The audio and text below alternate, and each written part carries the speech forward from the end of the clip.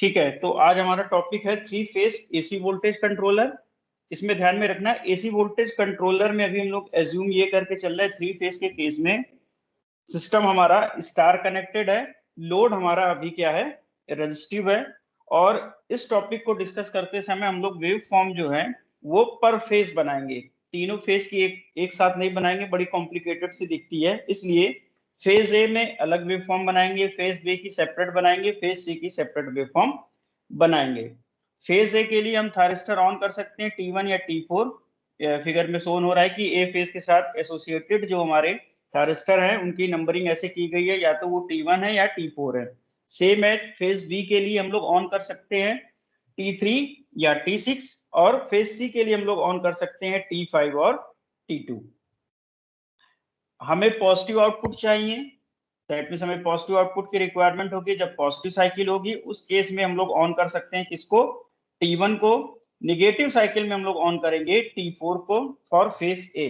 तो हम लोग स्टार्ट कर रहे हैं अपनी वेवफॉर्म प्लॉट करना। तो सपोज यहाँ पे ये जो हमारा सप्लाई वोल्टेज है Vs, ये है हमारी थ्री फेज की, इसको हम लोग बोल दे रहे हैं फेज ए। येलो वन हो गई phase B and blue one हो गई फेज सी। ये तीन वेव फॉर्म हम लोगों ने थ्री फेज सिस्टम की यहाँ पे प्लॉट कर रखी है। तो यहाँ पे देख, यहाँ पे हमें समझना ये है कि आपको आउटपुट वोल्टेज जितना भी कंट्रोल करना है, आउटपुट वोल्टेज में जो भी पोर्शन आपको कंट्रोल करना है, आउटपुट वोल्टेज आपको कुछ, सपोज थ्री फेज सिस्टम में पर फेज अगर हमारा 220 आ रहा है, आपको चाहिए कि 150 पर फेज आए, उसके करस्पॉन्डिंग थ्री फेज वोल्टेज आए, तो जो भी डिले आप फेज ए में प्रोवाइड कराओगे for T1 T4, same delay हम प्रोवाइड कराएंगे T3 T6 के लिए, सेम डिले हम लोग प्रोवाइड कराएंगे T5 और T2 के लिए। सेम डिले इसलिए प्रोवाइड कराएंगे कि आउटपुट जो हमारा आए, आउटपुट जो हमारी वेवफॉर्म आए उसमें कम से कम हार्मोनिक्स इंट्रोड्यूस हो। हार्मोनिक्स तो जरूर इंट्रोड्यूस होंगी जब फेज का कुछ पोर्शन हम लोग कट करेंगे, चाहे ए का कट करें, बी का कट करें, सी का कट करें, हम लोग को सिमिलरिटी मेंटेन रखनी है। और ये ध्यान में रखना है कि जितनी तीनों फेज फॉर्म की जितनी वेव फॉर्म सिमिलर होंगी, हार्मोनिक्स उतनी कम इंट्रोड्यूस होगी, ऑल्दो हार्मोनिक्स तो इंट्रोड्यूस होगी ही होगी। तो सपोज हम लोग यहाँ पे ड्रॉ करेंगे अपना आउटपुट फेज ए का, यहाँ पे ड्रॉ करेंगे आउटपुट फेज बी का, और यहाँ पे आउटपुट ड्रॉ करेंगे फेज सी का। ठीक है, फेज ए में हम किसको थायरिस्टर को ऑन कर सकते हैं, तो ध्यान में समझना, रेड वन एसोसिएटेड है फेज ए के साथ, तो या तो हम लोग T1 को ऑन करेंगे पॉजिटिव साइकिल में, निगेटिव साइकिल में हम लोग ऑन करेंगे T4 को, सेम एज यहाँ पे ऑन करेंगे T1 को। फेज बी की बात कर रहे हैं तो फेज बी को हम लोग बोल रहे हैं येलो वन, तो दैट मीन्स यहाँ पे हम लोग या तो T3 ऑन करेंगे, निगेटिव में T6 ऑन कर सकते हैं, यहाँ T3 और यहाँ पे T6। ब्लू वाले को हम लोग बोल रहे हैं अभी फेज सी, तो पॉजिटिव में हम लोग ऑन कर सकते हैं T5 को, निगेटिव में हम लोग ऑन करेंगे T2 को। यहाँ पे हो गया T5, यहाँ पे हो गया T2। तो इस तरीके से हम लोग किस थायरिस्टर को किस इंटरवल में किस साइकिल में पॉजिटिव और निगेटिव में ऑन कर सकते हैं, ये हम लोगों ने मेंशन कर दिया। अब आपको कोई भी एक डिले लेना है, जनरल डिले लेना है, कोई सा भी अल्फा कुछ भी ले सकते हो, 20, 30, 40, 60, depending upon the load requirement, voltage की, लोड में हमें कितना वोल्टेज रिक्वायर्ड है। तो जब थ्री फेज हम लोग रेक्टिफायर पढ़ रहे थे तो हम लोगों ने यहाँ पे एक मेंशन किया था कि ये हमारा फेज ए की सीओपी है, ये बी की है, ये सी की है, अनदर फेज ए की है। तो जो भी हम लोग डिले देंगे यहीं से मेजर कर रहे हैं। सपोज अल्फा आपने अगर 20 डिग्री बोला, 30 डिग्री बोला, तो आपको इस पॉइंट से ही मेजर करना है। फेज ए के लिए 20 डिग्री का मतलब आप यहां से मेजर करोगे, T1 और T4 के लिए आपको मेजरमेंट यहां से करना है। तो सपोज हमने अल्फा एंगल का डिले दिया, अल्फा एंगल का डिले दिया, तो हम लोग ऑन यहां से करेंगे। सेम एज अल्फा एंगल का डिले आप निगेटिव साइकिल में भी दोगे, फिर अल्फा एंगल का डिले आप पॉजिटिव साइकिल में भी दोगे। तो जो पोर्शन जहां से आप जिसको ऑन कर रहे हो थायरिस्टर को, वोल्टेज आपको वहां से ही मिलना शुरू होगा। ठीक है, तो सपोज हमने यहाँ पे ट्रिगर किया है इस अल्फा पे, ये जरूरी नहीं है कि पॉइंट आप मेंशन करो, यहाँ से शुरू किया है तो यहाँ तक मिलेगा वोल्टेज। लोड हमारा रेजिस्टिव है तो निगेटिव में तो वोल्टेज नहीं जाएगा। देन फिर हम लोगों ने निगेटिव T4 को ऑन कर दिया तो वोल्टेज निगेटिव मिलेगा।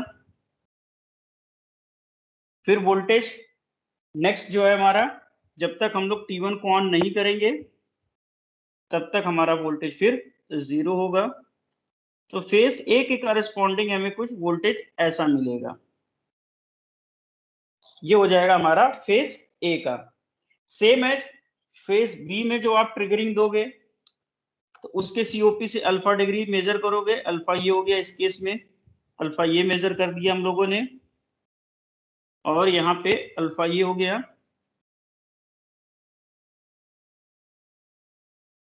इसको ब्लैक से बना लेते हैं।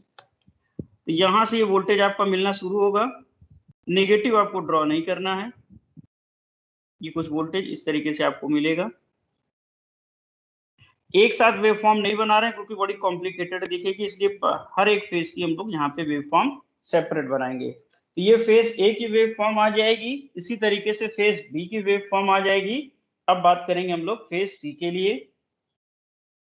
तो फेज सी के लिए ब्लू 1 है, अल्फा का डिले आप यहाँ से दोगे तो अल्फा डिले ये हो जाएगा, इसके बाद अल्फा डिले हमारा यहाँ से हो जाएगा, अल्फा डिले हमारा यहाँ से हो जाएगा। इसकी भी वेव फॉर्म हम लोग ड्रॉ कर लेते हैं। यहाँ से जो आपको ये वेव फॉर्म मिलेगा अल्फा, सॉरी ये येलो वन से हम लोगों ने कट किया है, ये किसके लिए, सी के लिए, सी है ब्लू 1 1 2 3, ठीक है। ये वेव फॉर्म हमें यहाँ से ऐसे मिल जाएगी, नेगेटिव ड्रॉ नहीं करनी है। ये वेव फॉर्म हमें ऐसे मिलेगी, नेगेटिव ड्रॉ नहीं करनी है, और ये वेव फॉर्म यहाँ से ऐसे मिल जाएगी। तो ये आ जाएगा 3 फेज एसी वोल्टेज कंट्रोलर की वर्किंग। कुछ फेज आपको इस तरीके से मिलेगा।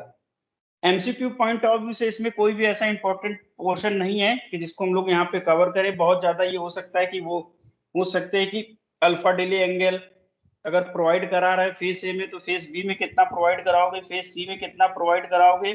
दैट मीन्स अगर आपसे ये पूछा जाएगा कि फेज ए में हमने अल्फा का डिले 30 डिग्री दिया है तो हमारा T3 कितने डिग्री बाद फायर करेगा, T1 के कितने डिग्री बाद हमारा T3 फायर करेगा। तो उसमें कोई भी आपको डाउट नहीं होना चाहिए, सिंपल आप कैलकुलेट कर लोगे कि T1 जहां पे खत्म करेगा उसके बाद ही आपका T3 फायर करेगा। T1 जितनी देर बाद खत्म करेगा उसके बाद ही हमारा क्या करेगा, T3 फायर करेगा, depending upon the alpha. Otherwise MCQ point of view से इसमें कोई भी इंपॉर्टेंट क्वेश्चन नहीं है। अगर सब्जेक्टिव क्वेश्चन होता तो मे भी इसकी वेव फॉर्म बनाने को आपसे क्वेश्चन आ जाता। तो बस आपको इसमें बेसिकली यही याद रखना है कि डिले आपको हर एक फेज में सेम रखना है। ऐसा हम नहीं कर सकते कि फेज ए में 20 डिग्री का डिले दे, फेज बी के लिए 30 डिग्री का डिले दे, फेज सी के लिए 40 डिग्री का डिले दे। हार्मोनिक्स को रिड्यूस करने के लिए और बैलेंस वोल्टेज आउटपुट में ऑब्टेन करने के लिए हमें firing scheme for 3 phase same रखनी है। तो 3 फेज एसी वोल्टेज कंट्रोलर में हमारा इतना ही पार्ट है।